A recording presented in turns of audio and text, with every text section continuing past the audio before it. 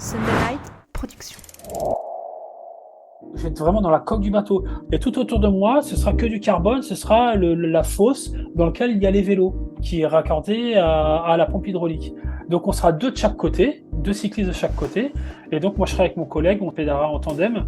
Normalement, on verra à peine l'eau, parce que le bateau, lui, il va monter sur ses foils. Donc on aura la tête dans le guidon. Je pense pas qu'on aura le temps d'admirer le paysage. Bienvenue dans Ultra Talk. Je suis Arnaud Manzanini et chaque semaine, je me plonge dans des discussions captivantes avec des esprits audacieux pour vous lancer vous aussi dans des aventures hors du commun. Des sommets de l'ultra trail aux routes infinies de l'ultracyclisme, de l'alpinisme aux horizons lointains de la voile, toutes les facettes du monde ultra sont explorées.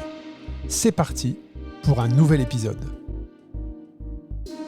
Je suis avec François Pervier aujourd'hui. Bonjour François. Bonjour.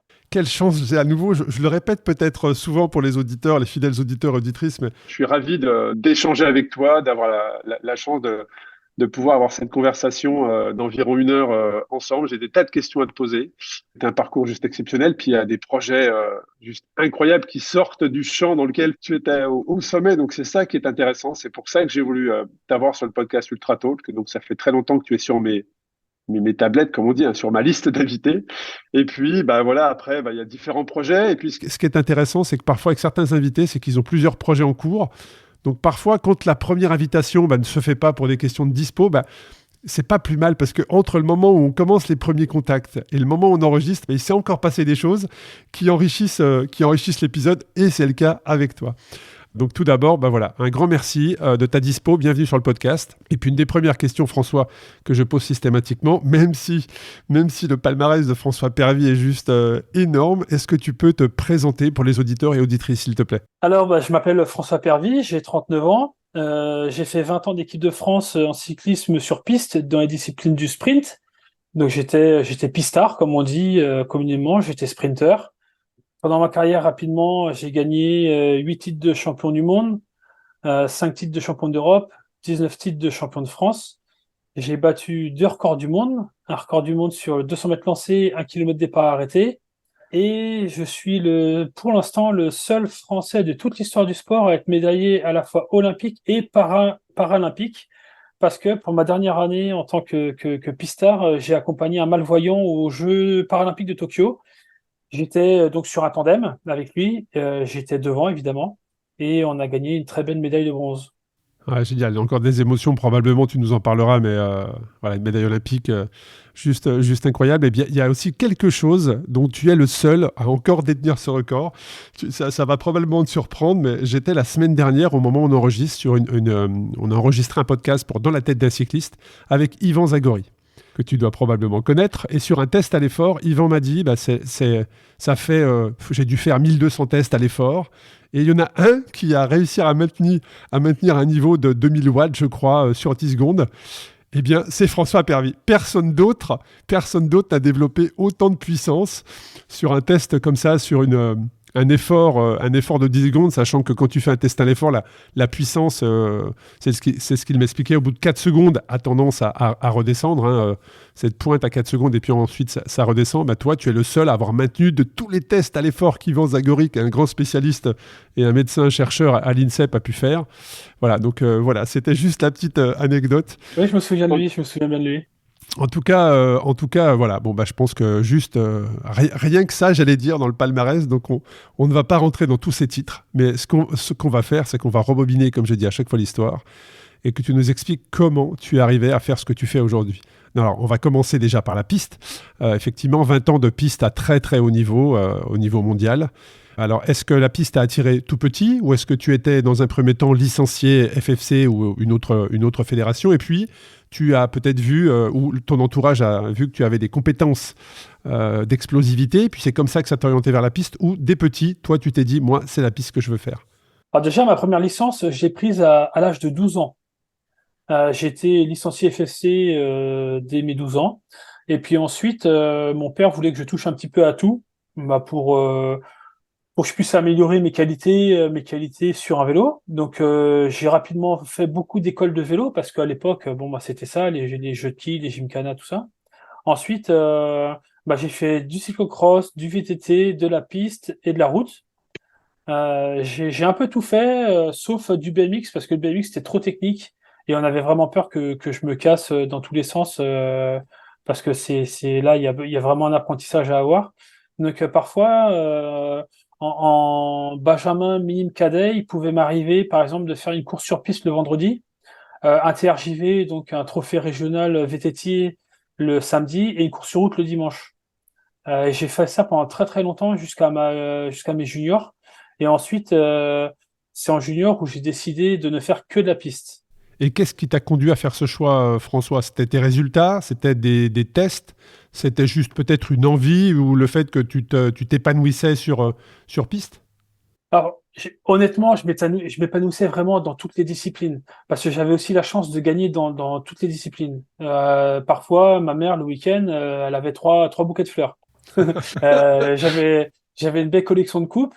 Euh, et puis à un moment donné, il a fallu que je fasse un choix. Surtout quand on commence à avoir 16-17 ans, en junior, c'est là où c'est un passage, des années charnières dans une Bah, c'est des carrière. carrefours. Ouais, c'est des carrefours de carrière. Ouais, il y a des choix à faire. Et donc en fait, je suis tombé très malade dans mon hiver KD2 junior 1. J'étais anémié de fer, j'avais plus du tout de fer dans le sang parce que j'avais beaucoup roulé sous la pluie, je m'étais pas assez alimenté. Donc mon début d'année sur route junior 1, catastrophique, je mets pas un pied devant l'autre, je coupe 3 mois pour essayer de remonter mon taux de fer. Donc alors qu'en KD2, je gagnais quasiment toutes mes courses le week-end, toutes mes courses quoi. Donc grosse différence de niveau entre KD2 où je gagne tout et puis junior 1 où je suis censé quand même être pas trop mal par rapport à l'année que j'avais fait avant. Donc là, je coupe 3 mois, je reprends par la piste et je suis quand même sélectionné au championnat de France piste. Là, je fais deuxième au championnat de France piste, euh, absolument sans entraînement. Parce que déjà, moi, je suis originaire de la Mayenne. En Mayenne, il n'y a pas de piste. Il n'y avait pas de piste à l'époque. Maintenant, il y en a une très belle à Laval, mais avant, il n'y en avait pas. Ce qui veut dire que tu fais deuxième au championnat de France sans avoir quelque part ce coup de pédale qui est totalement différent avec un pignon fixe. Ouais, Enfin, voilà, le coup de absolument. Ouais. pédale est totalement différent. J'ai zéro entraînement piste. Je faisais des compétitions, les compétitions de piste, oui, je les faisais, mais c'était souvent des courses au point, des éliminations, des choses comme ça. Il n'y avait pas trop de matchs de vitesse. Et là, je fais deuxième, je suis vice-champion de France derrière un gars qui est en équipe de France depuis un an, qui fait 15 ou 20 kilos de plus que moi, qui fait déjà depuis 2 ans de la musculation. Moi, la musculation, je n'avais pas touché. Je faisais 70 kilos pour 1m80 à l'époque. Ouais, donc tu étais affûté. Tu étais vraiment affûté, quoi. Tu Ah étais ouais, sec. ouais, j'étais un routier sprinter.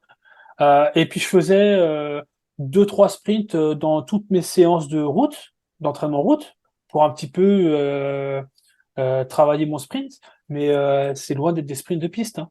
Donc on est en mai, championnat de France piste, je fais deuxième. Là, il y a le sélectionneur de l'équipe de France junior, Benoît Vétu, qui vient me voir et qui me dit, bah écoute, si tu veux, je te sélectionne au championnat d'Europe et ensuite au championnat du monde piste. Je dis, ah, c'est génial et tout, c'est un honneur. La première fois de ma vie, je vais porter la tenue de l'équipe de France. Donc, évidemment, j'accepte. Mais je lui dis, attention, moi, je reviens de maladie, ça fait 3 mois que j'ai rien fait.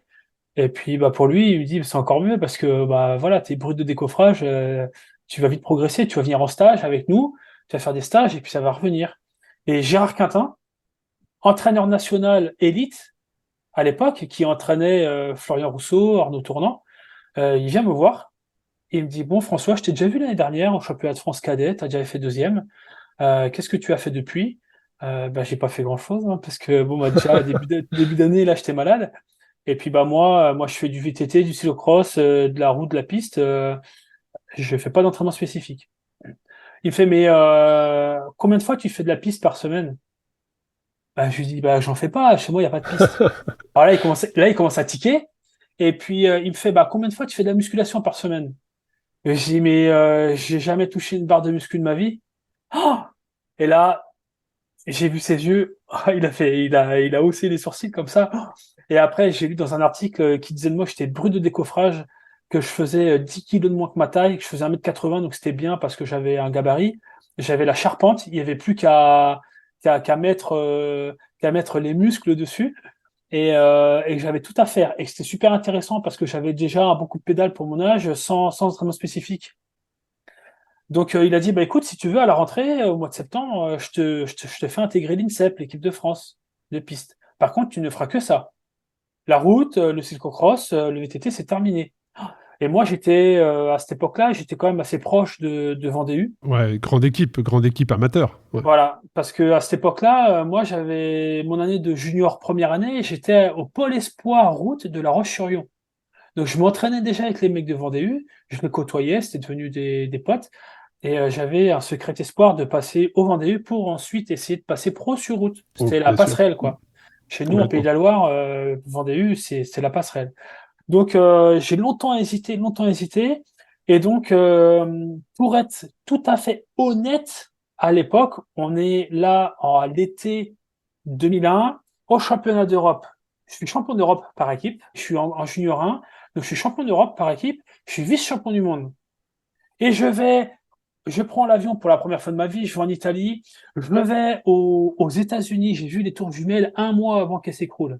Moi, le petit campagnard, un paysan qui a jamais trop quitté sa ferme, prendre l'avion, aller aux États-Unis, voir les tours jumelles, New York, Ouais, les yeux grands ouverts. Ouais. voilà, je suis un Indien dans la ville. Et en plus de ça, j'ai déjà un maillot de champion d'Europe et j'ai une médaille au vice-champion du monde. Donc, je me dis, avec le meilleur entraînement du monde, j'aurais jamais fait ça sur route. Et en plus de ça, à l'époque, en 2001, voilà, en toute honnêteté, on est très proche du Tour de France 98, l'affaire Festina. Ouais, complètement. Ça a éclaté aux yeux de tout le monde. Et on s'est rendu compte qu'à l'époque, si tu voulais être ultra performant sur route, t'avais pas le choix que de taper dedans. Donc moi, j'ai dit, il est hors de question sur piste, on n'a jamais entendu un cas de dopage, c'est jamais arrivé. Là, en plus, je vais rentrer dans le giron fédéral, c'est l'équipe de France. C'est pas du tout le même état d'esprit. On n'est pas gangréné par des contrats où qu'il faut reconduire, faut absolument que tu marches pour rester. Euh, Quand j'étais champion du monde par la suite, j'ai gagné 2000 euros. Donc c'est pas non plus gangréné par l'argent, hein. Donc tu vas pas te doper et gâcher ta vie et risquer je sais pas quoi comme cancer pour 2000 euros. Si tu es champion du monde, hein. Ouais, puis c'est l'INSEP, hein. Puis c'est l'INSEP. L'INSEP, quand tu es passionné de sport, c'est quand même enfin, c'est Eh quand même le oui. Graal, quoi. C'est la formation des champions, quoi. Donc je me dis, bon bah clairement, intrinsèquement, j'ai l'air d'avoir plus de qualité quand même pour être un pur sprinter, parce que sans entraînement, j'allais être champion d'Europe et vice-champion du monde. Qu'est-ce que ça va être l'année prochaine? Est-ce que ta réflexion, François, tu te l'es faite avec ta petite voix intérieure, ou est-ce que tu as demandé conseil à tes parents, tu as demandé conseil à un entraîneur? Est-ce que la décision, tu l'as prise vraiment alors, tu l'as prise seule, j'imagine, mais est-ce que ça a été une réflexion personnelle ou est-ce que ça a été une réflexion avec un peu ton entourage et des gens qui te connaissent, qui t'ont amené à dire, allez, je vais sur la piste et je mets tout sur ça?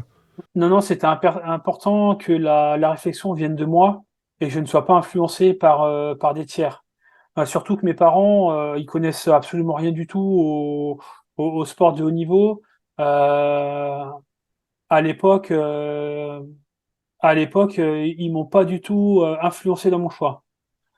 De toute façon, en plus, j'aurais écouté ma mère et j'aurais jamais fait de vélo. Parce que tu comprends, mon petit chat, si tu tombes, tu vas te blesser.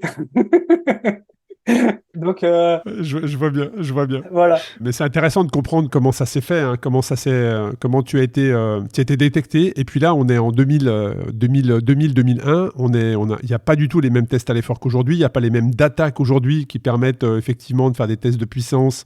Ah ouais, non, il n'y a rien. Ouais. C'est un autre monde, hein, très clairement. Ah bah 2001, oui. c'est un autre monde. Et donc, comment se passe ta première année alors, les résultats arrivent très rapidement, hein, très clairement. Une fois que tu prends ce virage-là, derrière, c'est 20 ans, effectivement, d'exploit. Et est-ce que tu te souviens de ta première année? Est-ce qu'il y a une période de transition qui a été difficile ou est-ce que tout de suite, tu t'es intégré avec tes collègues, tes coéquipiers de l'époque et puis aussi des entraînements, de la musculation, donc tout ça était nouveau pour toi? Oui, tout nouveau pour moi parce que au début, avec l'entraîneur, il a su me prendre correctement, c'est-à-dire que au début, les premières semaines, je m'entraînais une fois tous les 2 jours. Parce que je passais d'un entraînement par semaine à, au début, un entraînement tous les 2 jours. On y allait progressivement. Ouais, progressivité, ouais. Et puis après, je passais à un par jour. Et puis après, de temps en temps, je commençais un petit peu à mettre des séances de musculation. Parce qu'au début, c'était que des séances, un peu de route et un peu de sprint. Et puis après, on y a vraiment été très progressivement comme ça. Et bah, au final, je me suis adapté. Mais en fait, j'ai rapidement été arrêté dans ma progression parce que j'ai fait le fou dans le bois de Vincennes en VTT lors d'une sortie commune et je me suis cassé la clavicule. Donc ma progression, bah, tout de suite, Elle a été freinée. elle est freinée parce que j'étais plâtré. J'ai pas voulu me faire opérer parce que j'ai vu un de mes collègues un peu plus vieux que moi qui était balafré là, toute la clavicule balafrée avec des grosses traces et tout. Je dis non non, moi je veux pas de ça.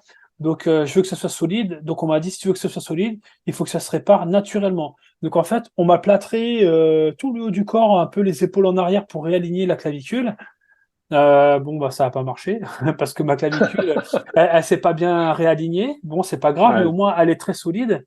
Mais c'est vrai qu'une opération, c'est vrai que l'opération aujourd'hui, tous les grands sportifs, on va dire, préfèrent l'opération pour la rapidité en fait. C'est-à-dire que tu te fais opérer 10 jours après, tu reprends le vélo quoi. Ouais, c'est ça, c'est ça. Alors c'est peut-être moins solide effectivement, mais il y a une Moi, elle était un peu rapidité qui broyée est. quand même. Ouais. Elle était pas mal broyée parce que je suis bien tombé dessus. Mais ça empêche que l'année suivante, donc là on parlait des années 2001, mais ça veut dire que l'année suivante, 2002, tu es quand même au niveau mondial et européen, tu es là quoi. Tu es Oui, déjà au rendez-vous avec des podiums, des médailles au niveau international. ouais, j'avais déjà la rage. J'avais déjà la rage parce qu'en fait, ce plâtre là que j'avais, une vraie armure de Dragon Ball Z. Euh, bah, en fait, je voyais mes collègues d'entraînement s'entraîner correctement tous les jours, et moi j'étais là en train de faire du bricolage. Euh, je faisais, euh, je faisais des sprints sur un vélo, les mains dans le dos, un vélo fixe, les mains dans le dos, parce que je pouvais pas tenir mon guidon, parce que j'avais un peu les épaules en arrière. Ah oui, bien sûr. Ouais. La musculation, je mettais une ceinture de musculation, et puis je rentrais dans une machine que je posais sur la ceinture de musculation, comme un genre de triangle. Et en fait, comme un V, je rentrais dans le V, posé sur la ceinture, et puis bah, je levais des poids comme ça, vite fait, faire un peu, remplacer un peu des squats. Mais j'avais qu'une envie, c'était d'enlever ce plâtre et puis de continuer ma progression, parce que je savais que là, j'étais en train de perdre du temps. Et puis finalement, les championnats du monde étaient en août, et bah, j'ai eu mon premier titre de champion du monde. Je fais deuxième et troisième. Je fais un, deux, trois au championnat du monde junior. Et je suis double champion d'Europe. Donc finalement, bon bah l'année était quand même sacrément bonne. Tout ça quelques mois seulement après avoir intégré l'INSEP, après avoir monté sur la piste pour une première fois, avoir un entraînement structuré. Et tout ça, si on accélère un tout petit peu, François, ça va t'amener aux Jeux Olympiques d'Athènes. Alors ça, c'est quand même incroyable. C'est-à-dire qu'effectivement, tu nous expliques qu'en 2000-2001, bah voilà, la piste, bon, bah, de temps en temps, pas de muscles, rien. Et 2004, t'es au JO. Ouais, je suis au JO. C'est incroyable parce que j'ai pas encore 20 ans. Moi, je suis né en octobre. Les Jeux, c'était en août. Tu y allais dans quel état d'esprit? Est-ce que tu allais les yeux émerveillés et t'as pris tout ce que tu pouvais prendre, ou est-ce que tu étais malgré tout quand même concentré au moment des épreuves, ou est-ce que les émotions t'ont un peu submergé à ce moment-là? Quand on n'a pas 20 ans, Ouais, 2 ans seulement avant, on est loin de s'imaginer qu'on va faire les JO, et puis ben, finalement, ben, on est là. j'étais complètement euphorique. J'étais sur mon petit nuage avant et encore plus après, parce qu'il faut le vivre. Il faut le vivre pour le croire. Ouais, pour savoir ce que c'est, pour comprendre probablement. Ouais. Je ne me rendais absolument pas compte de ce qu'étaient les Jeux Olympiques. Absolument pas. Tu vois à la télé, tu te fais ta propre idée, mais quand on est dedans, on est en fait coupé du monde parce qu'on n'a pas le droit d'avoir des contacts avec l'extérieur. Tout est barriéré, des barrières avec des voiles dessus. Comment tu pourrais le décrire? Puisque tu nous dis on est loin de s'imaginer. Alors ça, on te croit complètement, hein, très clairement, mais comment tu pourrais le décrire? C'est quoi cette sensation si spéciale? Bah en fait, c'est le centre du monde coupé du monde. C'est le centre du monde parce que toute la planète a les yeux sur toi ou sur les jeux ou sur ton sport ou sur ton épreuve. Et, et c'est tellement contrôlé de partout que tu as l'impression d'être dans un blocos, dans un bunker à chaque fois partout où tu vas. Moi, je me souviens, quand on rentrait dans le village, il y avait des militaires qui entouraient tout le village. Tout autour du village, il y avait des militaires avec des grandes barricades, et tu avais un militaire dans une guérite là qui était sous le cagnard, parce que bon, à Athènes au mois d'août, c'est 40 degrés, donc peut-être un peu moins quand même, mais il faisait très chaud. Il y avait un ballon gonflable au-dessus du village qui tournait non-stop. pour la sécurité. Un gros ballon gonflable à l'hydrogène, là, les trucs énormes, là. On voyageait en bus dans le village tellement c'était grand. On avait nos appartements. Il y a des drapeaux de toutes les nations partout sur les fenêtres. Donc on était là, ah tiens, ce drapeau-là, on connaît pas trop, c'est quoi à ton avis et tout ça. C'était super super génial. Et quand on rentrait dans le village, il y avait des militaires avec des miroirs qui regardaient sous les cars voir s'il y avait pas des explosifs ou des choses comme ça. On était vraiment, j'avais 19 ans, je sors, ok, ça fait 1 an, 2 ans que je suis à Paris, mais bon, je suis quand même campagnard de base, ça me fait bizarre de voir tout ça. Ouais, c'est vrai qu'il y avait toujours eu 2001, les attentats des Tours Jumelles, Ouais. 3 ans plus tôt. C'est vrai qu'il y avait toujours cette pression-là. Et puis l'histoire avec les Jeux Olympiques, ben, elle va j'allais dire, te poursuivre. Non, c'est positif. Au contraire, elle va continuer à se développer avec toi, puisque Paris 2024, tu as été sélectionné par ton département pour porter la flamme olympique, Ouais. si je ne me trompe. Oui, Voilà, donc ça, tu vas nous expliquer ça, mais c'est génial. Mais c'est surtout que à ce moment-là, ce que tu ne sais pas quand tu fais les Jeux Olympiques d'Athènes, c'est que ta première médaille, tu vas l'avoir 12 ans plus tard. oui. Ah, Tu je vas l'avoir rigole, 12 ans plus mais tard. ouais, ouais, je rigole, mais sur le terrain, non, rigolez pas trop. Parce que c'est vrai que j'ai été sélectionné en 2008, mais je me suis cassé la clavicule un mois avant. La même? La même que dans le bois de Vincennes ou l'autre? L'autre, L'autre. ouais, l'autre. Donc, je devais y aller en tant que remplaçant, malheureusement. Mais en tant que remplaçant, tu es quand même sélectionné, tu vas quand même, tu as Il ton faut être prêt. package, Il faut être prêt. Ouais. oui, ton accréditation et tu te rends sur place. Bon, bah, manque de bol, on me l'a retiré pour la donner à quelqu'un d'autre. Euh, 2012, pareil, je suis remplaçant. Donc là, c'est le gros sujet parce que 2012, j'avais vraiment répondu aux critères de sélection beaucoup mieux que la personne qui a été sélectionnée. Et le sélectionneur, il m'a vu au mois d'avril, au mois de mai, il m'a dit François, t'inquiète pas, t'as validé les critères de sélection, c'est toi que je prends. Devant témoin, 2 fois, à un mois d'intervalle. Ah, c'est compliqué là. Au mois de juin, annonce de la sélection, François Pervy, remplaçant. Donc voilà, je me suis pris une claque, une très très grosse claque, hein, parce que je m'attendais vraiment pas du tout à ça. Et j'étais confiant parce que les critères de sélection étaient très clairs et je les avais remplis beaucoup mieux que la personne qui a été sélectionnée. Euh, mais bon, voilà. Et puis bah, Rio, enfin la première médaille. Donc oui, 12 ans après, 2004. Alors ça fait quoi? Forcément, tu t'attends à cette question et on a dû te la poser mais 25 000 fois, mais je ne peux pas ne pas te la poser. Une médaille olympique, sachant que tu as énoncé ton palmarès au début, tu as des médailles au championnat de France, au championnat d'Europe, au championnat du monde. Quelle saveur si particulière dans la continuité de ce que tu décris avec cette ambiance, une médaille olympique. Ouais, c'est ça qui est fou. C'est voilà, tu vois, rien que à t'entendre dire ça, ça me donne des frissons. Donc bah c'était un gros fardeau qui s'en allait. Euh, C'est un objectif que tu t'es fixé tout de suite dans ta carrière. alors euh, alors au début, quand je suis arrivé en équipe de France, c'était champion du monde, être champion du monde. Et puis après, oui, c'était être médaille olympique ou champion olympique. Je me souviens en 2004, j'étais tellement euphorique par ce que j'avais vécu à Athènes. J'avais à peine 20 ans, j'avais fait sixième du kilomètre, battu mon record. J'ai dit dans 4 ans, j'aurais super progressé. Dans 4 ans, c'est moi champion olympique du kilomètre. Malheureusement, le kilomètre a été sorti des Jeux Olympiques en 2005 au profit du BMX. Bon, donc là, bah, en fait, je suis soulagé, mais pour 2016, ma première médaille en 2016, je suis soulagé parce que j'ai quand même 32 ans, je suis en fin de carrière, et j'ai enfin, même si c'est une médaille de bronze, qu'on a été chercher avec les tripes, hein, parce que on a été très très mal managé, très très mal entraîné cette année-là, malheureusement, alors que les années d'avant, ça se passait très très bien. Mais fin 2015, il y a eu des changements dans le staff. C'est pas des changements qui ont été bénéfiques à l'équipe de France, et on en a vu tout de suite les résultats. On a fait chou blanc au championnat du monde 2016, alors que championnat du monde 2015, on a tout gagné en sprint. Ouais, et puis en plus, c'est vraiment des années, là, les 2014, on va revenir 2013, 2014, 2015. Voilà, vous étiez ouais, sur des super performances, quoi. Bah oui, donc il y a eu des changements qui n'auraient pas dû être faits. Malheureusement, bah, ça nous a porté préjudice aux Jeux Olympiques. Donc on a gagné cette médaille de bronze dans de très très grandes difficultés, Donc c'est pour ça que on a vraiment posé nos tripes sur la piste pour aller chercher, parce que ça s'est vraiment joué à rien. Et donc cette médaille de bronze, elle a une très très grande valeur à nos yeux. Et surtout, elle me permet d'être enfin médaillé olympique. Et c'est un énorme soulagement. Ouais, dans une carrière. Bah oui, avec tout ce que je venais de Ah gagner oui, entre complètement. 2013 et 2015, mes records du monde et tout ça, j'étais rendu à 6 titres de champion du monde en 2016, en seulement 3 ans. Donc c'était dingue. Donc ouais, le soulagement, enfin, j'ai ma médaille olympique. Alors, tu parlais justement que le kilomètre a été retiré en 2005. C'est quand même une de tes disciplines où tu as excellé. Tu as notamment l'année 2013 où tu pulvérises les records, je crois que c'est en 24 heures d'intervalle. Donc, le 200 mètres lancé, tu nous expliquais.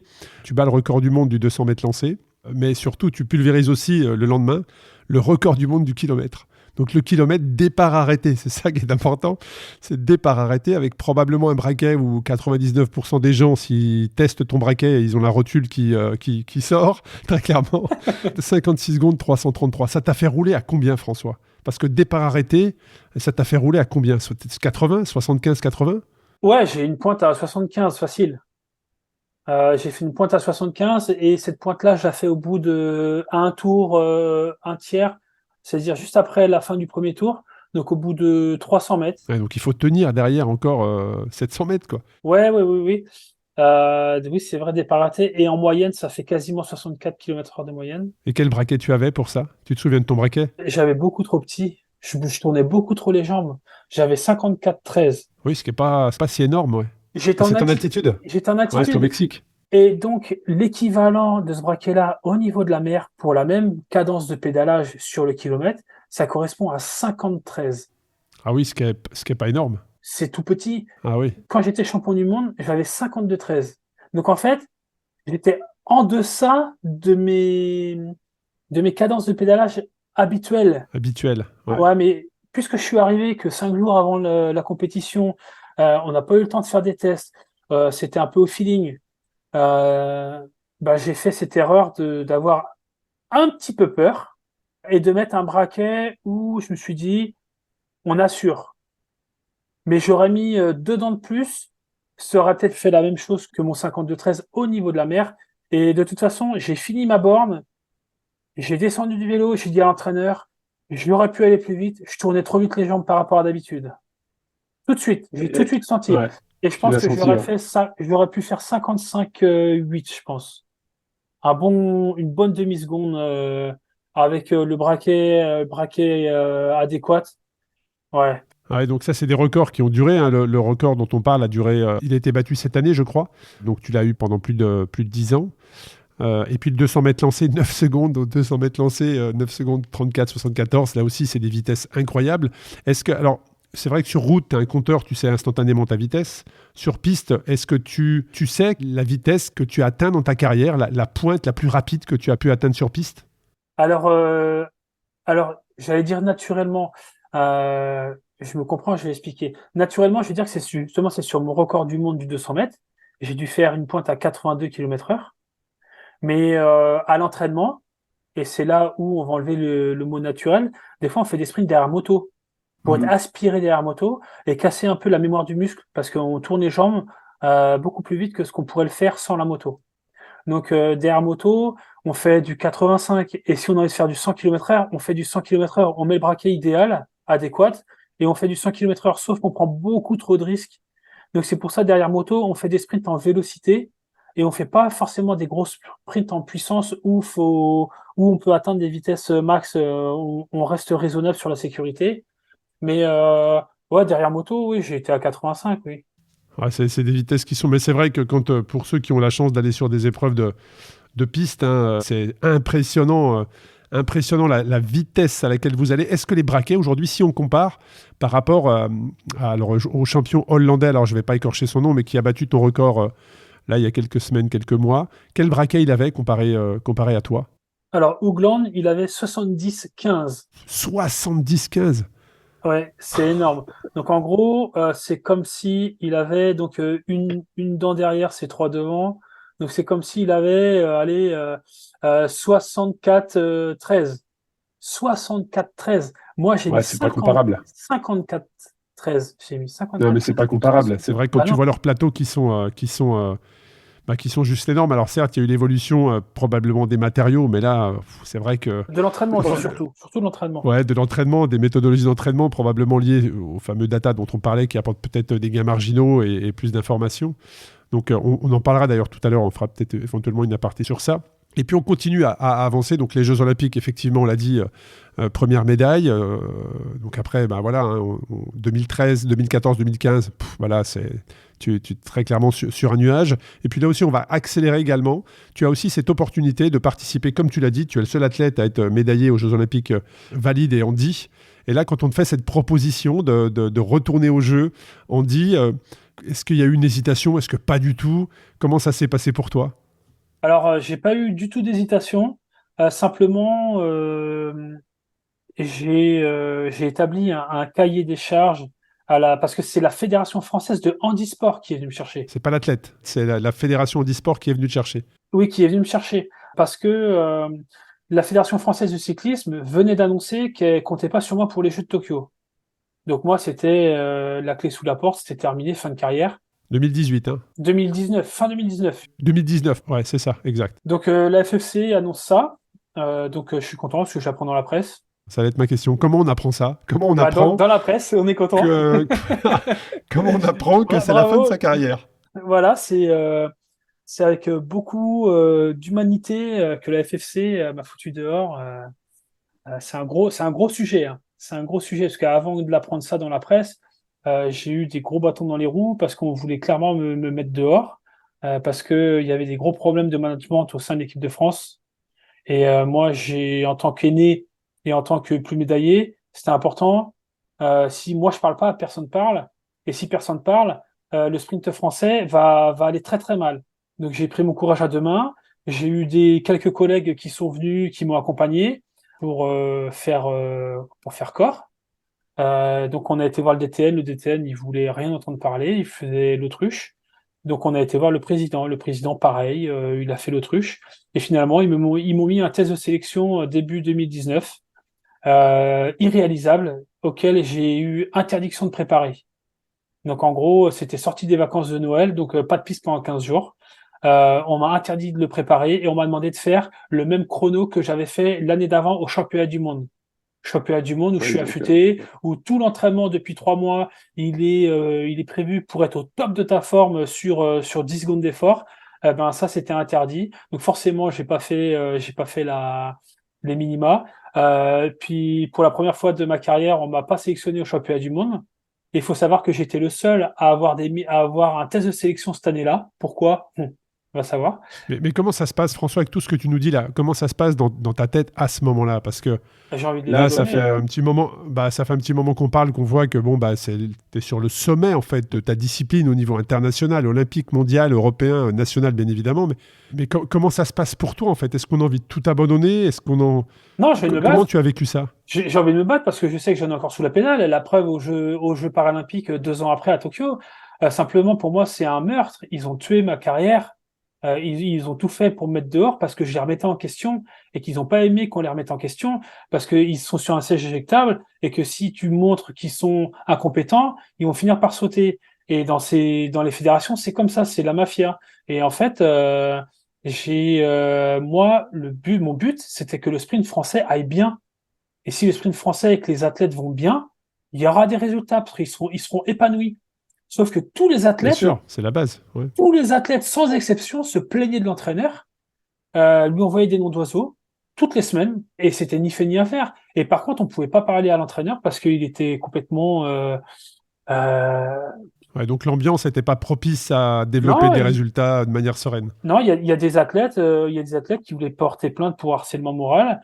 Il y a des athlètes qui ont pris prématurément leur retraite parce qu'ils en pouvaient plus, la boule au ventre du matin au soir. Donc moi j'ai dit c'est plus possible quoi, ça va pas, ça va pas. Faut faire quelque chose. Donc j'ai décidé de mettre les pieds dans le plat, de dire ce qui allait pas. On m'a pas écouté, on m'a mis dehors via ce test de sélection là début 2019. C'était l'excuse. Voilà, bah oui. Ça a été l'excuse. Ouais. Ouais, et puis bizarrement, 2 ans après, 3 mois avant les Jeux Olympiques de Tokyo, il y a le président qui dit: Ah bon, Sur piste, alors côté endurance, ça va super bien, ils sont au top, ça va bien. Par contre, dans le sprint, il y a un gros problème, il faut le régler sans attendre. J'y m'attends, on est en, on est au printemps 2021. Moi, je vous ai averti en novembre 2018, notre réunion. En novembre 2018. Vous n'avez pas voulu m'écouter, vous avez fait votre politique de l'autruche, vous m'avez foutu dehors. Et aujourd'hui, c'est toute l'équipe de France qui est gangrénée. Et personne marche. Et ils ont failli ne pas avoir de médaille aux Jeux Olympiques à Tokyo, hein. Ça s'est joué vraiment à rien. Donc, Finalement, la proposition de la fédération paralympique handisport vélo, ben, ça a été une superbe main tendue pour toi. ah oui, oui, oui, c'était pour moi déjà une reconnaissance de la part de la Fédération française de handisport. Ouais, de tes compétences. Bah voilà, et puis c'était aussi un projet atypique, un vrai défi, parce qu'au début on n'avait que 6 mois, parce qu'on savait pas que les Jeux ça allait être repoussé d'un an. On n'avait que Ouais. 6 mois, parce ils sont venus me voir fin 2019, début 2020. Donc bah, début 2020, le temps avec mon collègue qu'on se voit, on s'est vu en février-mars. Bon après il y a eu le Covid, mais en gros on allait s'entraîner de mars à août. Ça allait faire que 6 mois de préparation. Donc c'était un vrai défi à relever. Donc une très belle reconnaissance et c'était super excitant. Pourquoi? Parce qu'en fait, ils sont venus me voir, ils me fait François, on a vraiment besoin que tu nous aides à performer et à se structurer et à se professionnaliser.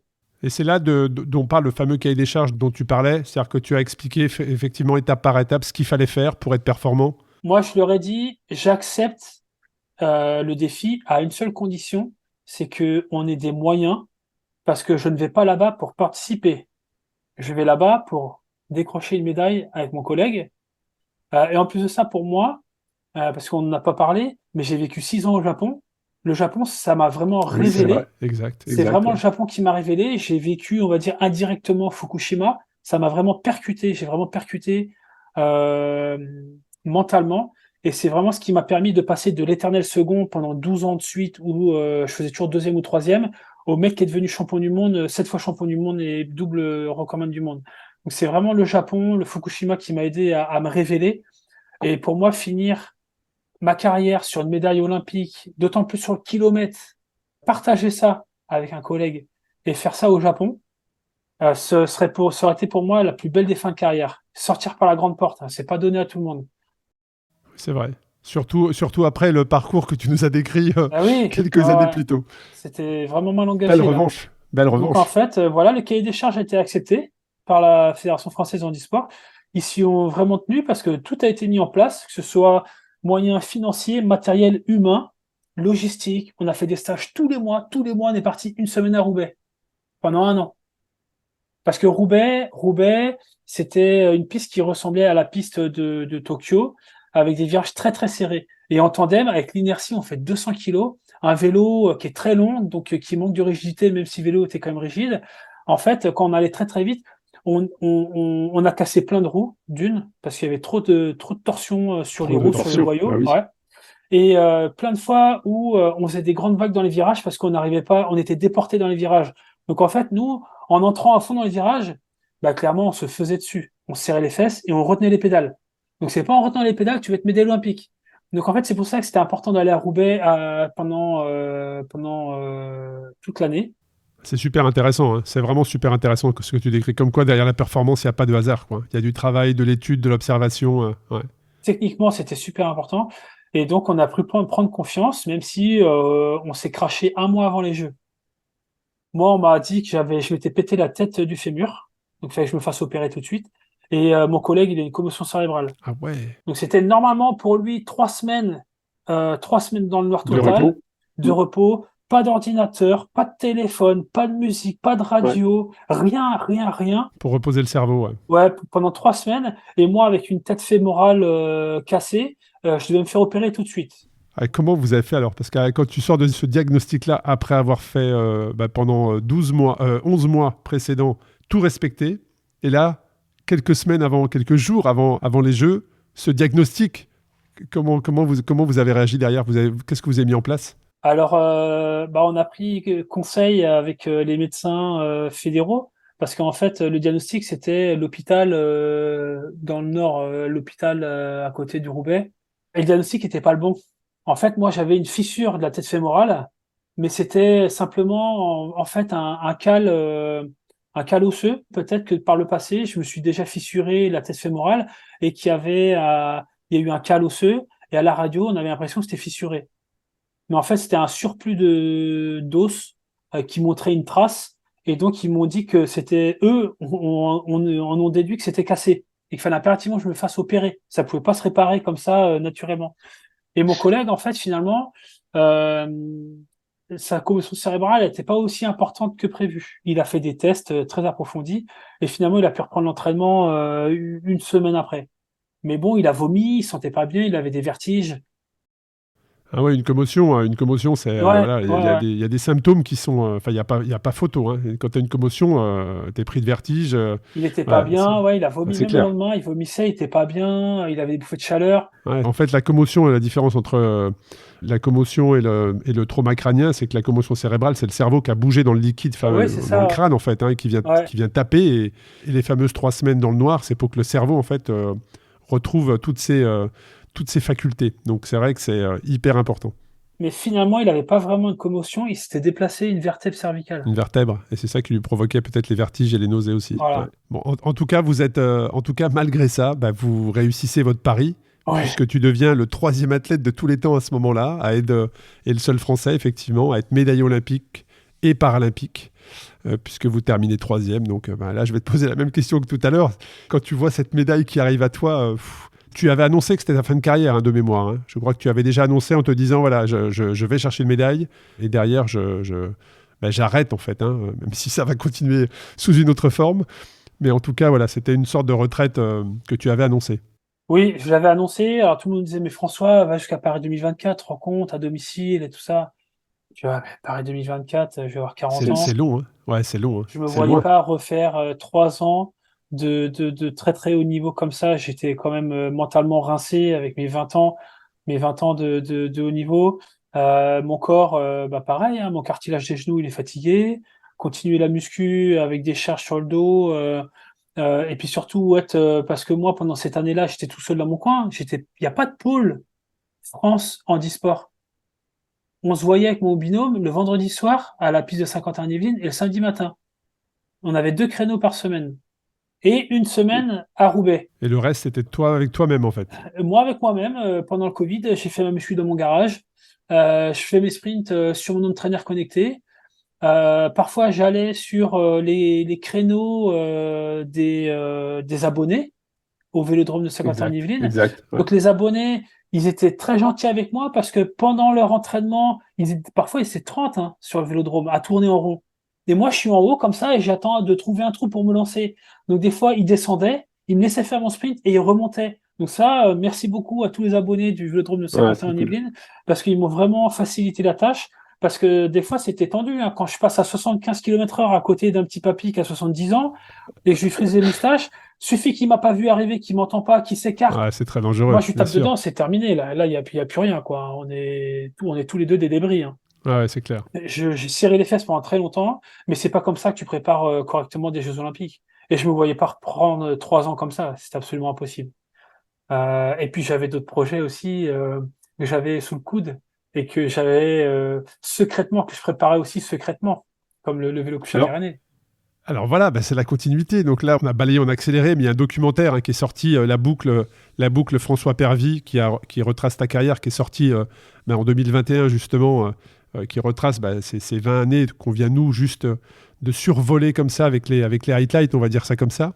Donc bah, juste parcours incroyable, fin de carrière comme tu l'as dit, hein, par le haut, et c'est pas donné à tout le monde. Malgré effectivement les difficultés que tu as rencontrées. Et puis bah, ce projet vélo caréné. Alors moi, quand j'ai vu, j'ai dit c'est extraordinaire. Alors vu le palmarès que tu avais, je me doutais bien que ça allait faire des étincelles. Alors ça a fait des étincelles pas forcément dans le bon sens, pas forcément dans le bon sens. Et là aussi, bah, malheureusement physiquement, tu vas avoir quelques séquelles. Alors parle-nous de ce projet. Comment est-ce qu'on te l'a présenté et ce fameux vélo couché caréné voilà, parle-nous de ce projet. Alors c'est les futurs ingénieurs, les étudiants euh, en génie mécanique, arts et métiers de l'IUT d'Annecy, qui améliore ce vélo caréné depuis 2007. Donc il y a autant d'années de développement, de brainstorming H24 tout le temps. Donc eux, ils sont venus me chercher, le prof qui gère ça est venu me chercher parce que il voulait un athlète qui soit disponible, intéressé, et surtout qui était capable de Performant. développer des gros watts. Voilà. Donc bah moi ça tombait bien, ça s'empilait pile C'est poil clair. après les jeux. Donc C'est clair. Et quand tu dis vélo caréné, ce qu'il faut savoir, c'est que pour les personnes qui nous écoutent et qui n'ont pas suivi ou ne suivent pas forcément les vélos carénés comme ça, en fait, c'est un vélo couché. Hein. C'est un vélo couché dans lequel tu viens remettre. Alors, tu es totalement allongé, tu vas me dire si je me trompe, mais tu es totalement allongé, dans lequel on vient remettre un carénage par-dessus, mais un carénage très serré. C'est-à-dire vraiment presque qui vient t'envelopper et dans lequel il n'y a aucune ouverture, mais par contre, il y a des caméras. Enfin, le carénage est équipé de caméras et toi, tes yeux, en fait, ce sont des écrans qui te permettent d'avoir une vision extérieure à ce qui se passe à l'extérieur du carénage. Mais tout ça est très, très, très serré. Quelles ont été tes sensations la première fois où on t'a présenté ce projet? Est-ce que là aussi, tu as eu un moment de réflexion ou est-ce que tu as tout de suite dit go, c'est génial? Alors au début, j'ai dit ouais, c'est super intéressant, c'est atypique. Moi, j'adore les choses atypiques, j'adore les défis. Je pouvais potentiellement rentrer dans le Guinness des records encore une fois, donc je me suis dit j'ai mis 203. C'était aussi optimiser le haut niveau, optimisation de matériel, de compétences, de choses comme ça. Donc c'était super excitant. Donc en fait, ils sont venus d'Annecy chez moi en région parisienne, m'apporter le carénage parce que avant d'accepter, alors j'ai accepté, mais avant de continuer, il fallait que je rentre dedans. Donc la première fois qu'ils sont venus, je me souviens, c'était en juin 2020. Et puis accepter de rouler, enfin déjà accepter le fait d'être claustro quelque part, hein, voir si ça passait ou pas. Je ne l'étais pas, mais je le suis devenu. Parce que je suis vraiment très serré. En fait, la première fois que je suis rentré dedans, je rentrais pas. Donc mon bassin était trop large, Les mon épaules. épaisseur, mes épaules aussi étaient trop larges. Donc le prof, il m'a dit, bah, en fait, tu rentres de côté, tu rentres de côté, un peu comme tu te faxes dans ton lit quand tu veux pas te déborder. Donc tu rentres de côté, et une fois que tu es au milieu, c'est où c'est le plus large, hop, tu te retournes et tu te mets dans l'axe du vélo. Donc c'était très compliqué parce qu'à l'époque, je faisais un bon 91-92 kilos. J'étais très musclé parce que je préparais les jeux. Hein, on est en juin 2020, hein, la première fois que j'essaie de rentrer dedans. Ils mettent le capot parce qu'effectivement, je rentre par une toute petite ouverture sur le dessus. Ils mettent le capot et là, tout de suite, je suis dans le noir. Je j'ai pas encore le masque parce que j'ai un masque de pilote d'avion de chasse avec un tuyau, avec un long tuyau qui va chercher l'air à l'extérieur derrière pour pas créer de turbulence. Donc j'ai pas le masque. Ce jour-là, il fait 32 degrés dehors. Dedans, il fait 50 tout de suite. Et puis ils m'ont dit, hein, tu verras, ce sera toujours un sauna dedans. Hein, tu vas transpirer comme un malade. Il faisait tout de suite 50. Alors j'avais pas commencé à pédaler, j'ai rien fait. Hein. Donc j'ai quand même mis mes chaussures de vélo, il fait essayer de pédaler. Donc j'ai les pieds qui touchaient le carénage. Donc j'arrivais même pas à pédaler parce que mes pieds bloquaient, mes épaules bloquaient, j'étais totalement les épaules vers l'avant, rentrées. J'avais les coudes dans les côtes. Euh, C'était irrespirable. Irrespirable. Et c'est vrai, quand tu me décris ça, je me dis, mais comment est-ce qu'on réussit à trouver son équilibre, en fait? Parce qu'il faut aussi trouver son équilibre, se lancer, trouver son équilibre, développer sa pleine puissance dans des conditions qui sont quand même, dans ce que tu décris, hyper contraignantes. Tout d'abord, pour me faire de la place, ils ont déjà rabaissé le siège parce qu'il y avait la possibilité de le rabaisser. Donc, j'avais plus la tête dans le capot parce que j'avais vraiment la tête avec mon casque. À l'intérieur, j'ai quand même un casque. Hein. Donc, mon casque touchait le capot et moi, j'avais vraiment la tête rentrée dans les épaules et c'était infaisable de performer comme ça. Donc, ils ont limé 5 millimètres à droite, 5 millimètres à gauche au niveau des épaules. Comme ça, je pouvais ouvrir un peu plus ma cage thoracique La cage thoracique. Ouais. d'un centimètre. Bon, un centimètre, c'est pas des masses, mais c'est toujours ça de prix. Au niveau des pieds aussi, ils ont limé énormément. On s'est même demandé si on allait raccourcir la longueur des manivelles, alors que les manivelles sont déjà de 140 millimètres. C'est tout petit. Ah ouais. J'ai pas de bras de levier. J'ai pas de bras de levier. Donc, pour développer de la force et de la puissance, c'est horrible parce que tu bourrines comme un âne et il n'y a rien qui se passe, tellement les leviers sont petits. Donc en fait, il faut y aller très progressivement dans l'effort. Bon, ça, c'est un autre sujet. Mais donc il y a eu une grosse modification et mise à jour du poste de pilotage. Et ensuite, je me suis rendu sur un autodrome à Lyon, sur l'autodrome de Renault Truck. C'est une piste totalement privée. Donc, ils ont un autodrome de 3 kilomètres. Ils ont un anneau de 3 kilomètres avec les virages relevés. Et en fait, c'est là-bas où je commençais à pédaler pour prendre l'équilibre. Mais au tout début, j'avais des roulettes. Oui, c'est ce que j'allais dire, prendre l'équilibre. Mais quand tu es dans le carénage, je sais pas si tu peux sortir tes pieds pour au moins, mais même si tu es tellement serré, ça doit être compliqué. Et en fait, je peux pas sortir les pieds. Je suis enfermé dedans. Il n'y a pas d'ouverture. Le capot sur ma tête, par lequel je rentre dans le carénage, il est scotché après. Il est fermé. Et est-ce qu'à ce moment-là, sur ces premiers tests, tu as une fenêtre pour voir l'extérieur ou ton carénage est déjà équipé de caméras? Je suis déjà équipé de caméra. C'est-à-dire que sur le capot, Là il y a aussi, ça doit être une drôle de sensation aussi. Bah oui, parce que je suis dans le noir, il fait 45-50 degrés. Je respire dans un masque du pilote d'avion de chasse pour aller chercher l'air derrière. Donc ça, c'est pas évident parce qu'il faut forcer. Parce que sinon, je m'asphyxierais avec mon propre CO2. Ouais, bien sûr, Parce que je suis dans un complètement. endroit très confiné. J'ai mes genoux qui râpent le carénage. Donc à la fin de chaque séance, mes genoux j'avais une petite peau de crocodile là. C'était très irrité au niveau des genoux. J'ai ma direction, j'ai que 4 degrés d'angle. Donc je peux juste Voilà. rattraper, Ah bah je, oui, je ouais, peux pas complètement. retourner, je peux juste rattraper une trajectoire qui commence un petit peu à partir trop à droite, trop à gauche. Bah, avec toutes les contraintes que tu décris, un peu plus de 2 ans plus tard, après cette première rencontre, tu bats le record de vitesse qui était détenu depuis plus de 30 ans sur 4 kilomètres, donc en vélo couché, dans le désert de Nevada, dans l'endroit très connu de Battle Mountain. Pour tous ceux qui font des tests de vitesse, c'est là-bas que ça se passe, très clairement. Donc 112,47 km/h. Donc là, bon, incroyable. Et le lendemain, tu tentes de battre le record de vitesse sur vélo couché. Donc là, la vitesse maximum, qui est actuellement, qui était à ce moment-là de 144,17. Et puis, bah, il se passe l'accident. Et là, c'est pareil, tu t'en sors. Voilà, quand même, ça a été compliqué quand même. Ouais, ça a été compliqué parce que bon bah déjà, alors cette semaine-là, on n'a pas eu de bonnes conditions atmosphériques, donc on pouvait difficilement espérer battre le record du monde. On était encore en phase de brainstorming sur la gestion d'efforts. Moi, j'étais pas d'accord avec ce que disait le prof. Donc lui, il voulait que je pédale d'une certaine manière. Et moi, je me suis dit non, il faut que je fasse sur mes qualités intrinsèques.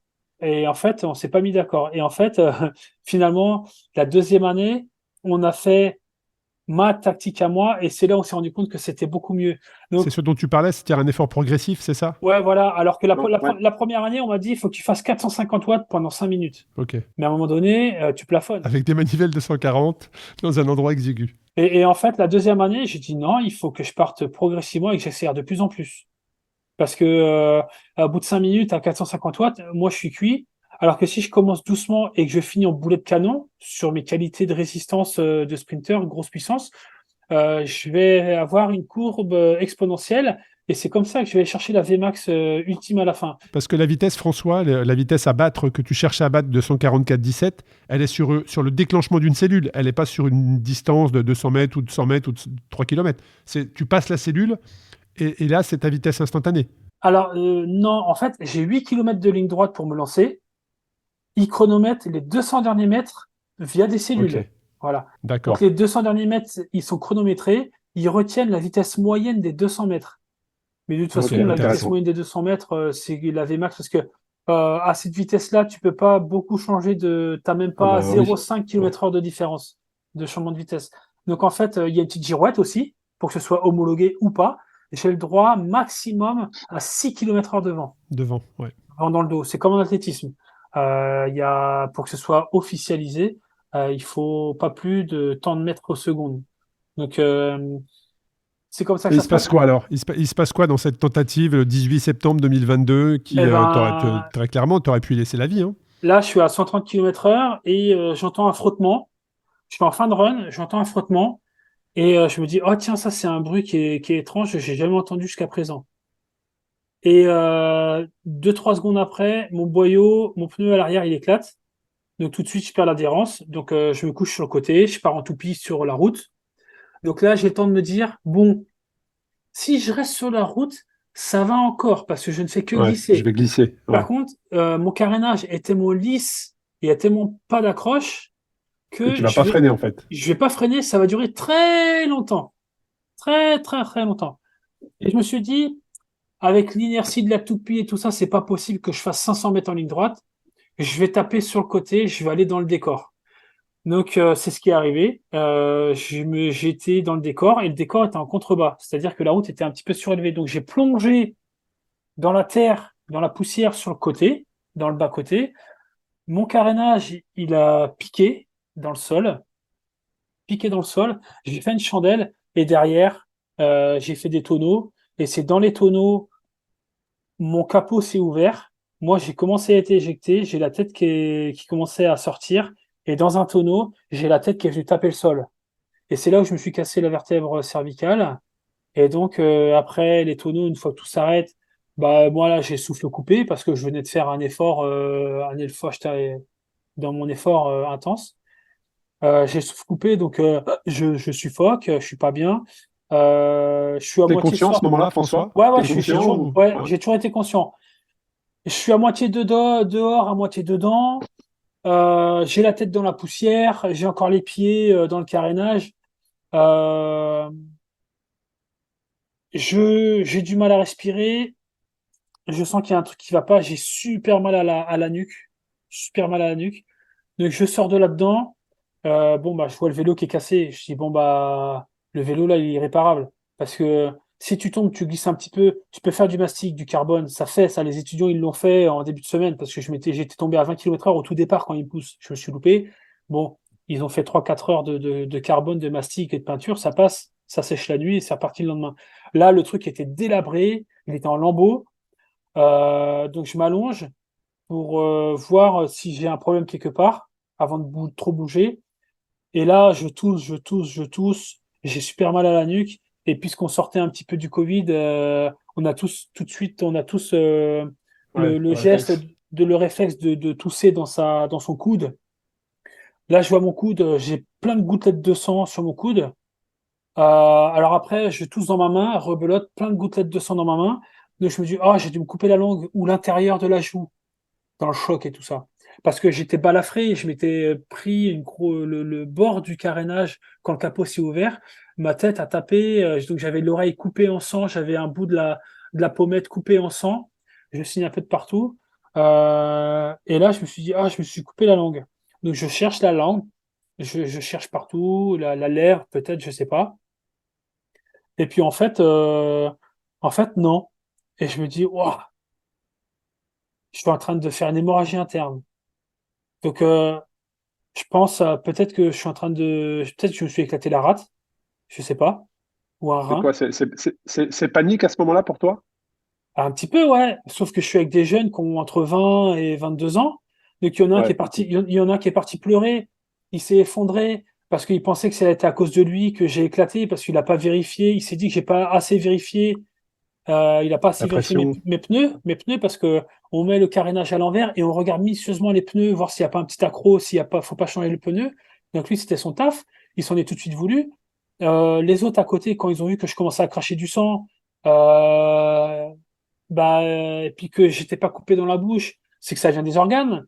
Donc on commence à flipper là. Et puis on appelle les secours, l'organisateur.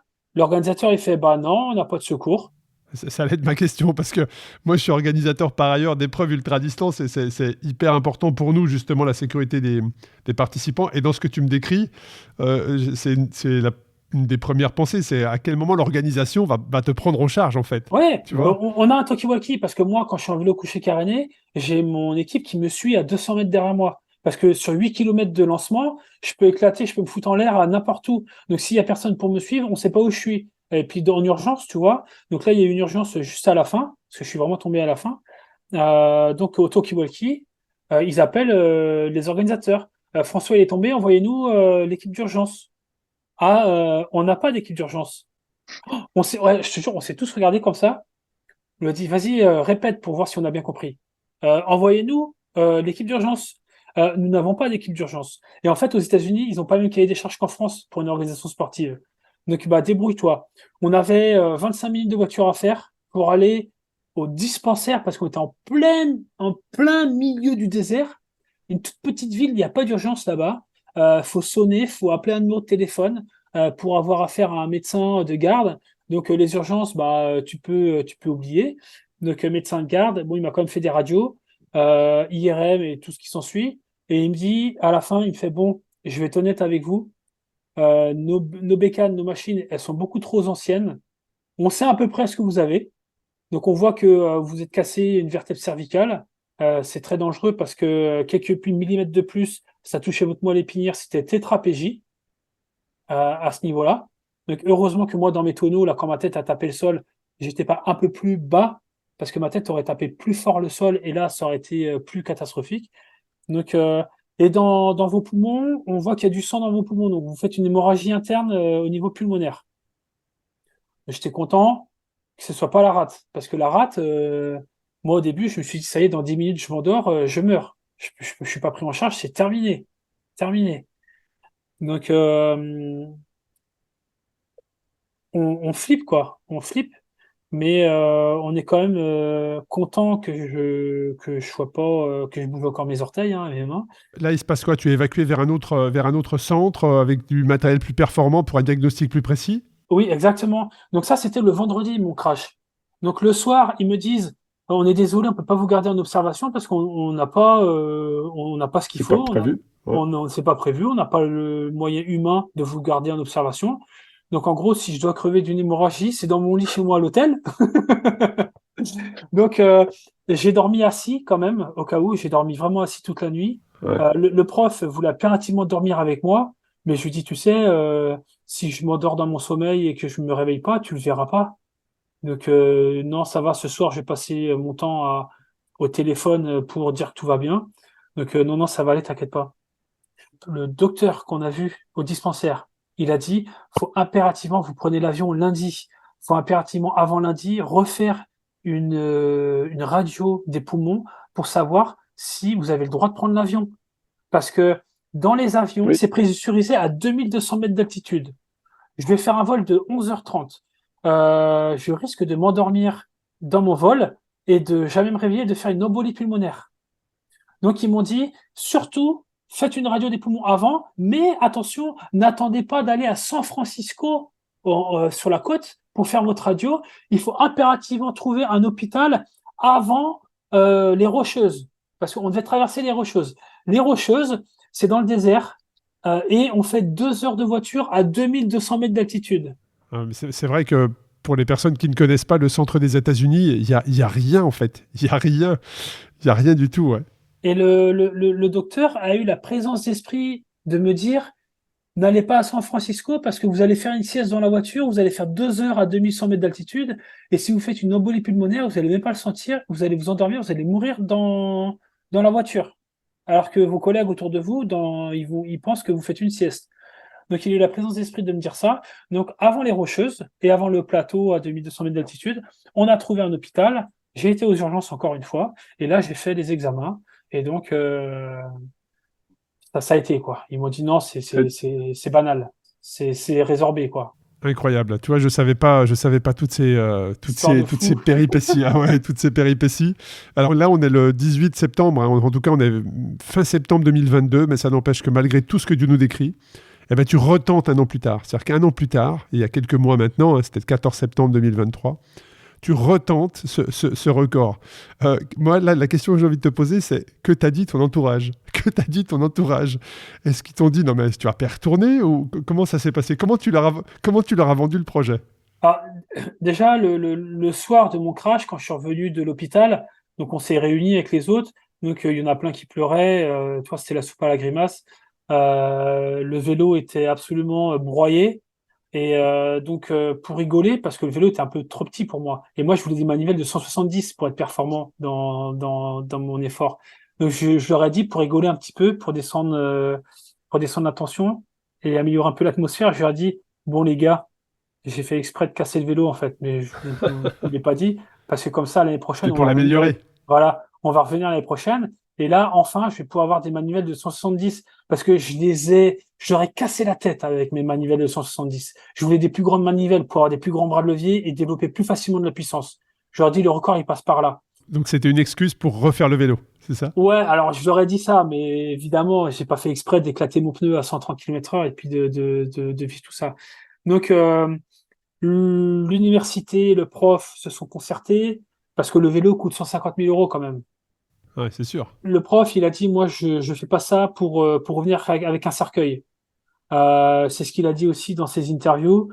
Il a dit, moi, il est hors de question que je revienne avec un gars dans un cercueil et que j'annonce à la famille que bah, leur enfant est décédé parce qu'il s'est cassé la tête, quoi. Donc, il a réfléchi parce qu'il a vraiment été marqué par tout ça. L'université, ils se sont dit, allez, on est vraiment trop proche du record. En plus, là, on a pris une très, très grosse expérience. On a l'occasion d'améliorer le vélo de nouveau et vraiment de mettre les petits pas dans les grands. Donc, ils m'ont demandé. J'aurais dit non, mais moi, je vous l'ai déjà dit le soir de ma chute. Hein. Il est hors de question que j'arrête sur un échec. Donc, moi, je suis reparti l'année prochaine. Vous pouvez me faire confiance, je suis reparti. Je vous donne dès aujourd'hui mon accord. Donc, il y a eu des réunions à l'UIT, et puis ils se sont dit, bon, allez, ça y est, on est reparti. Et c'est comme ça, effectivement, que tu vas t'élancer à nouveau. Cette fois-ci, donc, tu vas améliorer le record d'Europe et tu vas être à... Alors, quelques kilomètres, ça doit probablement c'est demander rageant. une puissance. Voilà. C'est à 4 km/h, un peu plus. Hein. Tu vas atteindre 139,03 km/h et le record est à 144 km/h. Mais ça doit probablement demander une dépense énergétique pour ces 5 km/h juste incroyable. Comment tu l'as vécu? Est-ce que c'est une victoire, une belle réussite? C'est un record, mais est-ce que pour toi, il y a de la frustration ou pas du tout parce que tu es allé au bout de ce projet-là? Ah, le projet en lui-même était absolument extraordinaire. Par contre, on est tous très frustrés parce qu'en fait, dans les faits, je n'ai pas battu le record du monde. Je fais 139,89. Mais sur le papier, le record du monde, je l'ai battu. Pourquoi? Parce qu'en fait, moi, quand j'ai fait 139,89, j'avais 3 km/h vent de face pendant 8 km. Donc, ça fait une résistance au Ah bah vent oui, Ah c'est oui, c'est sûr. sûr. à ces vitesses-là incroyables. Le mec qui a battu le record du monde euh, en 2016, donc déjà lui, il avait un enrobé nickel. En 2016, depuis 2016, l'enrobé dans les airs du Nevada, il fait -5 la nuit et il fait 40 la journée. Ça a beaucoup travaillé, bon bref. Mais dans les faits, lui, il a eu 4 km/h vent dans le dos. Ah bah oui, ça change tout. Donc en gros, il y a un gars entre mes 3 de face, 4 dans le dos pour lui, il y a 7 km/h de différence. Mais mes ingénieurs, là, Ils ont fait le calcul. j'aurais été pas loin de faire 146 km/h. Donc j'aurais pu quasiment mettre 2 km/h au record du monde. Ce qui est une planète à ce niveau-là. 1 Ouais, à ce niveau-là. km/h à ces Ouais, ouais. vitesses-là, c'est une planète. Donc en fait, c'est rageant, c'est rageant. Il fallait juste une petite brise vent dans le dos. Et c'est rageant de se dire que bah, sur le papier, ouais, on l'a quand tu prends le SCX du vélo caréné, le frottement, le coefficient de frottement au sol et tout ça, et puis l'hydrométrie et tout ça, et le vent de vente dans le dos, on le tapait pas mal, quoi. Donc Ouais, ouais, on est c'est- frustré. Ouais, j'imagine, j'ose imaginer. En tout cas, c'est intéressant de connaître, l'envers du décor, hein, que tu nous expliques tout ça, cette sécurité effectivement sur les épreuves américaines, la panique probablement des étudiants et de ce professeur démuni à te voir tousser du sang. Donc c'était intéressant qu'on creuse ça. Et puis, donc c'était un beau chapitre, mais il y en a encore d'autres, puisque là, dernièrement... Enfin, juste après ce record, hein, tu as toujours un temps d'avance de ce que je peux voir. Tu as toujours un dossier sous le coude prêt à rebondir. Et Tu- c'est pas, tu, tel- euh, et c'est pas fini. Et c'est pas fini. Et c'est pas fini. J'en ai déjà un autre. Et ça, c'est top secret encore. Et là, il y a ce projet de Coupe de l'América, quoi. C'est-à-dire que tu te lances dans ce projet Orient Express Racing Team. Donc, c'est de la voile. C'est de la voile. Vous avez bien entendu, hein, c'est de la voile. Et c'est la Coupe de l'América, donc 2024, cette année. Parle-nous de ce projet. Comment est-ce qu'il est arrivé et quel va être ton rôle dans l'équipe? En tout cas, probablement, ça va être un projet super excitant. Encore une fois, c'est un défi technique, technologique, humain, tout ce que j'adore. C'est vrai que c'est aussi un projet super excitant parce qu'on est en pleine création, le bateau, on crée l'équipe, on crée le staff. Euh, on est aussi dans le très très haut niveau. Ce bateau-là, c'est comme une Formule 1, hein. C'est une vraie Formule 1 des mers. On peut atteindre des pointes de 105 km/h juste à la force du vent. C'est très très vite sur l'eau. C'est très très vite sur l'eau. Alors c'est quoi le but?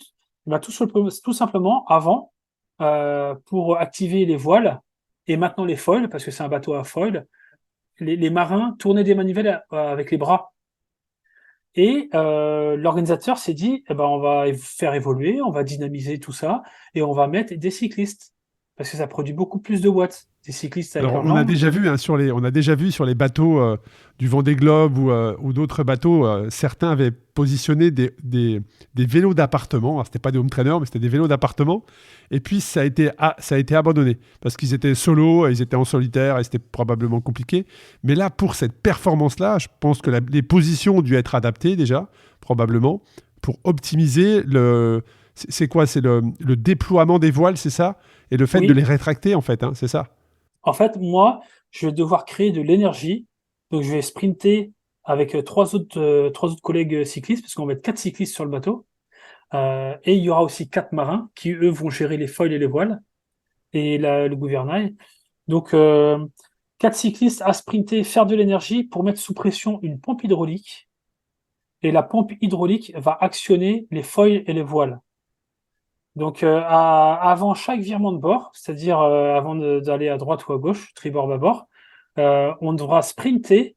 On sera aux ordres de notre skipper. Ouais, qui va donner le top, qui va donner le top départ. Ouais. Ouais, il aura un micro, nous on aura un masque, un casque audio. On sera à ses ordres. Il va dire là, les gars, dans 30 secondes, il faut que la pompe elle soit à 100% de pression. Donc, bah, nous, on va faire un sprint pendant 30 secondes.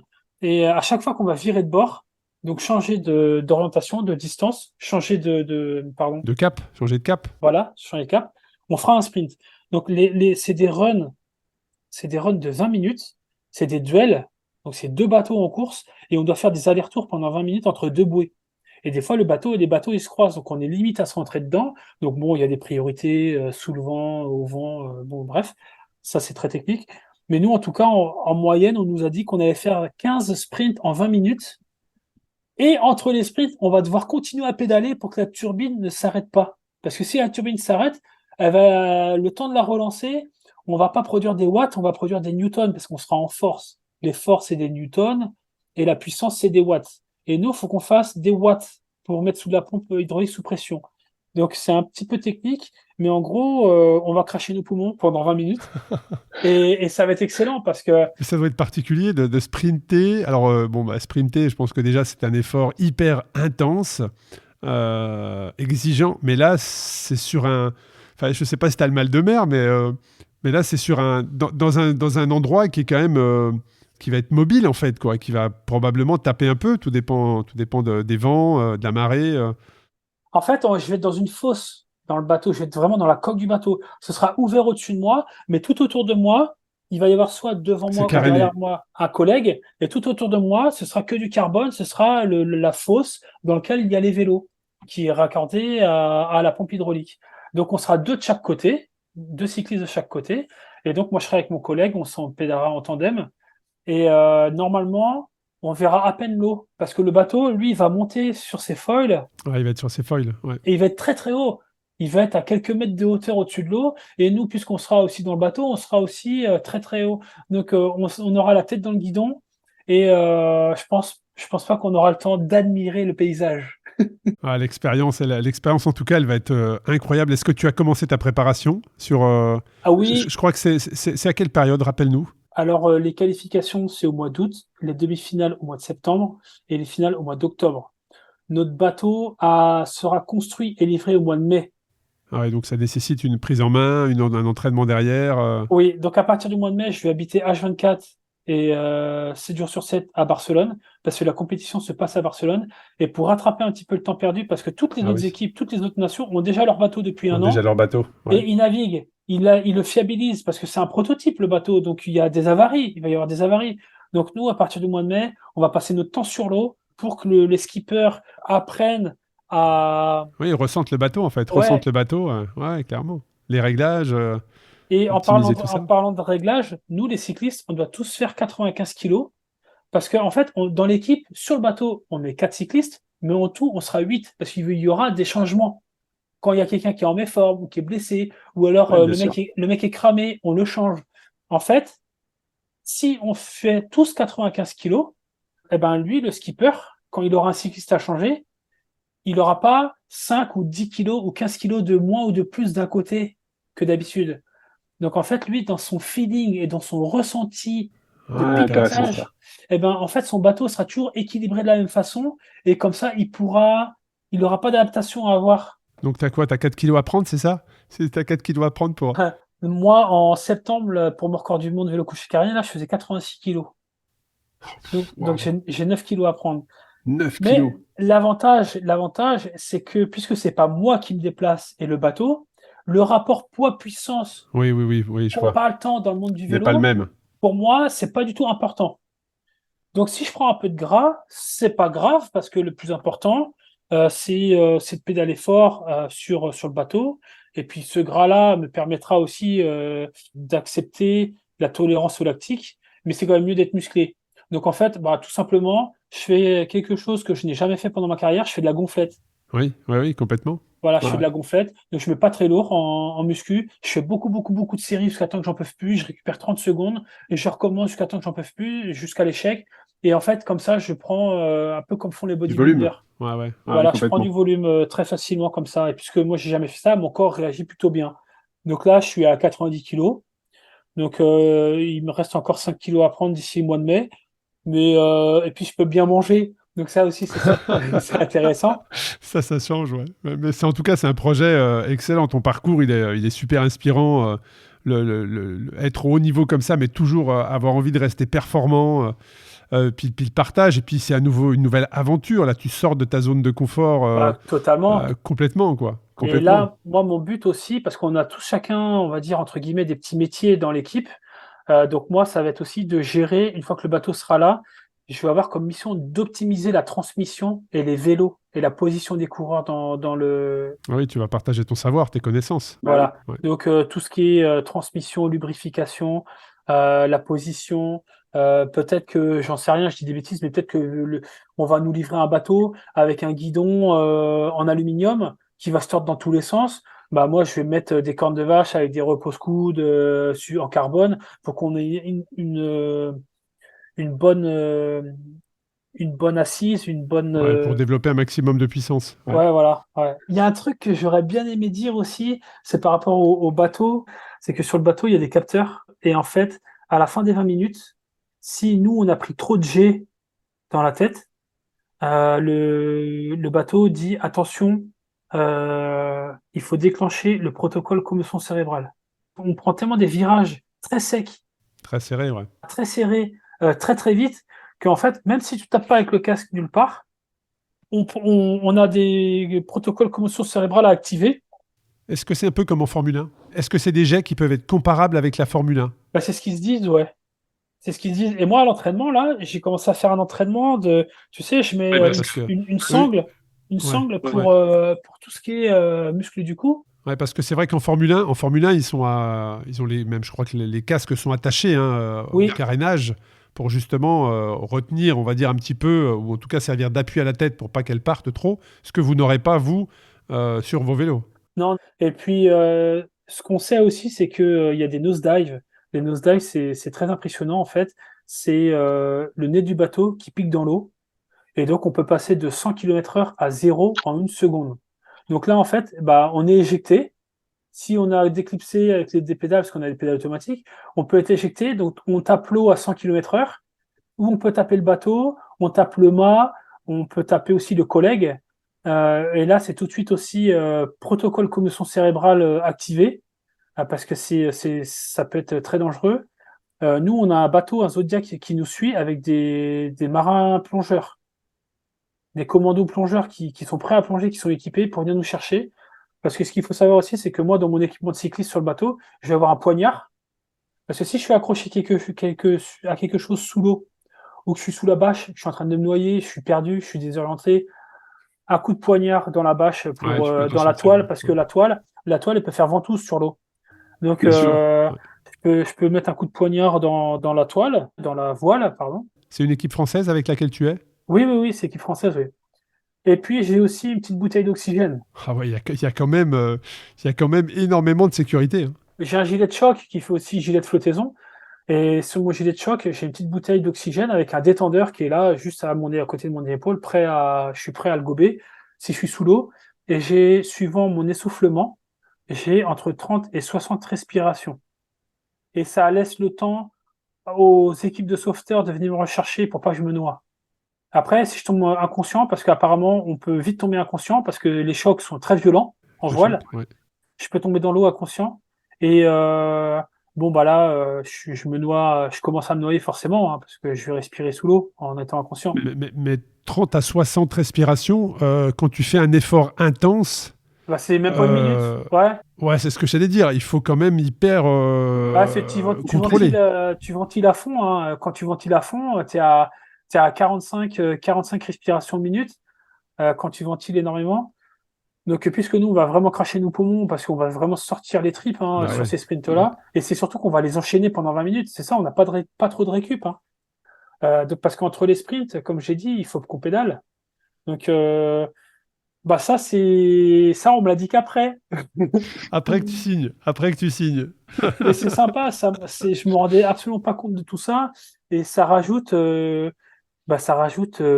voilà, du palpitant à ce sport-là. Ouais, c'est génial. Non, non, mais c'est génial. Moi, j'ai hâte de suivre ça. Ouais, ça va être Forcément, génial. ça va être génial. J'ai une dernière question, François, et après, je te libère.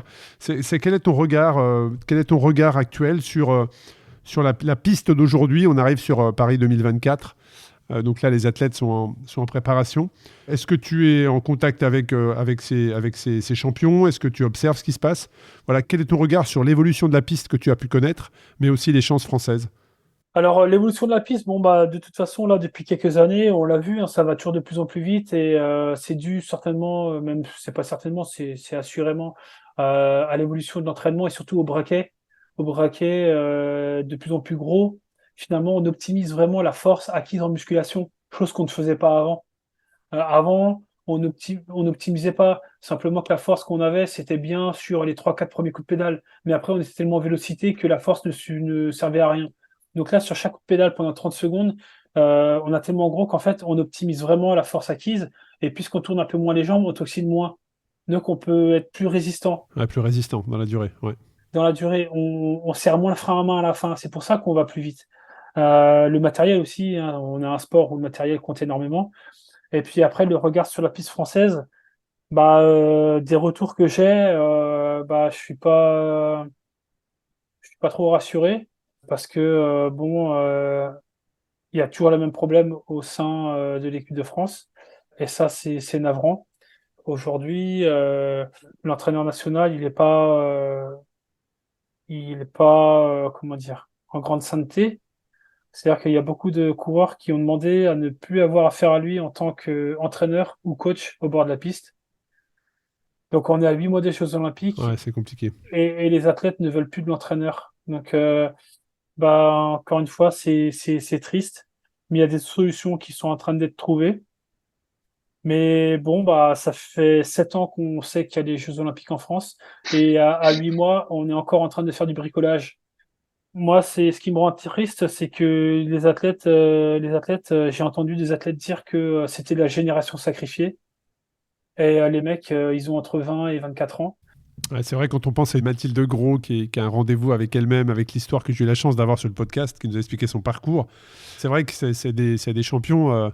Voilà, d'avoir les Jeux Olympiques, que tu nous as décrit l'ambiance, tu nous as décrit le ressenti qu'un athlète pouvait avoir, le fait qu'ils se déroulent à Paris dans un endroit dans lequel ils s'entraînent, où ils ont accès rapidement. Là, il va y avoir les Jeux. Et comme tu l'as dit, le monde entier, les regards du monde entier vont être braqués à cet endroit-là.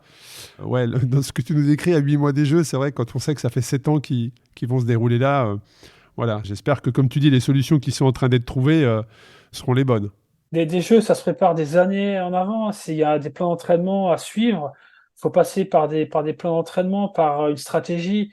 Et ça se fait pas au dernier moment. Ouais, la stratégie, mais bien sûr, parce que tu dis que ça va de plus en plus vite, les braquets, mais il y a aussi toutes ces stratégies d'observation des athlètes, probablement quelle stratégie adoptent tes principaux concurrents. Est-ce que c'est une stratégie qui est toujours la même? Est-ce qu'elle change? Comment elle l'adopte en finale, en quart de finale, en demi? Je pense que tout ça probablement s'observe aujourd'hui avec les datas. Il y a des choses qui doivent probablement ressortir. Mais voilà, c'est des sujets passionnants. On arrive sur la fin de l'épisode. François, on devait discuter 45 minutes, ça fait quasiment 1h30. Mais quel message tu souhaiterais faire passer pour clôturer cet épisode? Eh bien, tout simplement, on vit qu'une fois.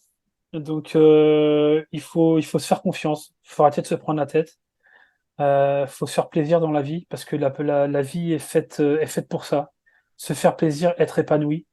Et n'ayez pas peur d'être vous-même et de lâcher les chevaux.